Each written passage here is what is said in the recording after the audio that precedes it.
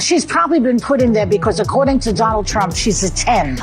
You know that's what it is. I want to be clear, though. It's not her first job. It was her first press briefing. She worked in the previous Trump administration. It all started with a low blow, a personal attack that perfectly illustrated the perceived arrogance of The View. Joy Behar, in a move slammed as petty and unprofessional, suggested Leavitt's political success was based on nothing more than her looks, sneering, "I think she's probably been put in there because, according to Donald Trump, she's a 10. You know that's what it is." This wasn't just a political jab, it was a dismissive, shallow attempt to undermine a rising conservative voice by reducing her achievements to her appearance. It was the kind of attack that many see as typical of establishment media when confronted with a strong independent thinker who challenges their narrative. The View hosts have got themselves into hot water again after they did the very thing they purport to be against, undermining women's success. Joy Behar stunned viewers when she said Donald Trump's press secretary, 27-year-old Karoline Leavitt, only secured her position because of her good looks. I think she's probably been put in there because, according to Donald Trump, she's a 10. You know that's what it is. I want to be clear, though. It's not her first job. It was her first press briefing. She worked in the previous Trump administration. The comment was bizarre, especially coming from Joy Behar, who is as woke as they come and positions herself as a champion of feminism.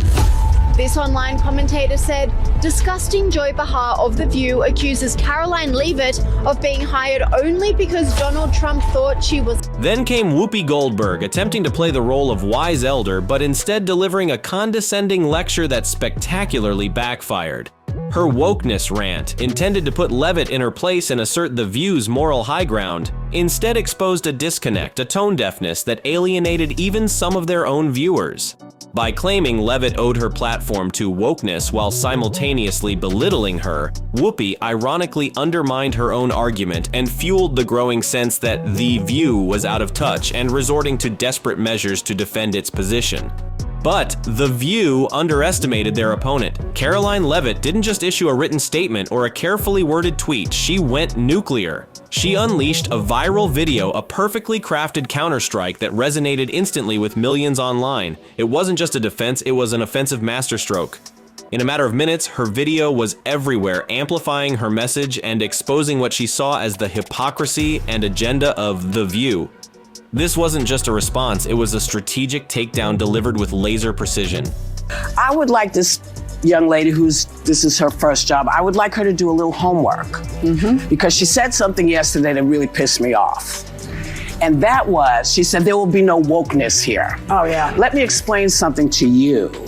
Because without that wokeness, you might not have that job. Yeah. Because women were not invited to that table. Women were not invited to many tables in this nation. The reason we fought and busted our behinds to make sure that you didn't have to worry about this. And now to hear you talk about it and to hear anybody talk about the wokeness was put in place for a reason. Because Black people couldn't get into colleges. Because women could not get into the colleges they wanted to go to. This is all women. Yeah. See, this is not Black, Asian women. This is all women. Women were not invited to this party. It was a man's world, and we busted our asses to make sure that this was a person's world. This commentator said, Whoopi is mansplaining the press secretary job to Karoline Leavitt. Hilarious. And at the heart of Leavitt's counterattack was a single devastating line. The View doesn't want strong women, they want women who follow their script. This wasn't just a clever soundbite, it was an accusation that struck a nerve. It articulated what many viewers had long suspected, that The View, despite its claims of celebrating diverse female voices, was actually enforcing a rigid ideological line, intolerant of dissenting opinions, especially from conservative women. This line became the rallying cry, the core message that fueled the online backlash and cemented Leavitt's victory in the court of public opinion. The internet erupted.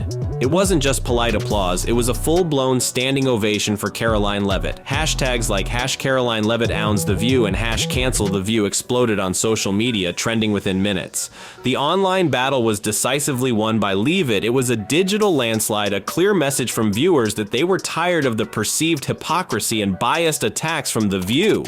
This wasn't just about one viral video, it was about a shift in the media landscape where audience sentiment could turn against established giants with breathtaking speed and force. Oh, please, his opponents are saying to this very day the same rhetoric that led to those two attempts. The second attempted on President Trump's life echoed the sentiment that President Trump is a democracy. And if you're a deranged lunatic and you're mentally ill, you will believe that lie, and yes, you will take political like we have seen in 2 instances against President Trump. Last week, Tim Walz and Kamala Harris said that everyone who showed up to President Trump's rally at Madison Square Garden was a That's despicable, dangerous, divisive rhetoric that is spewed by the Democrat Party every single day. And I'm so sick and tired of the media pointing the finger at Donald Trump and saying that he is sowing division in this country. He is not. The media is for pushing hoaxes like the one that you all pushed today, and the Democrat Party is for pushing lies about him. But the good news is Americans don't buy it. And that's why today President Trump is more popular than he has been since 2016, because people don't trust. And the real-world consequences were swift and significant.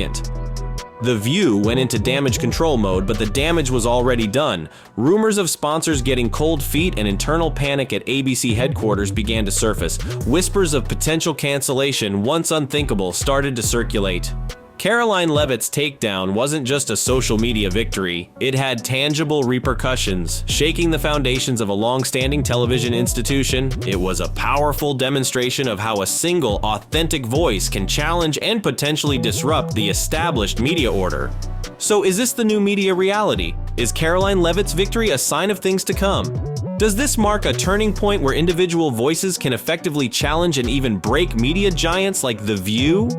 What does this mean for the future of daytime television and the power of independent voices in a rapidly changing media landscape? Let's hear your thoughts. Was this the ultimate takedown?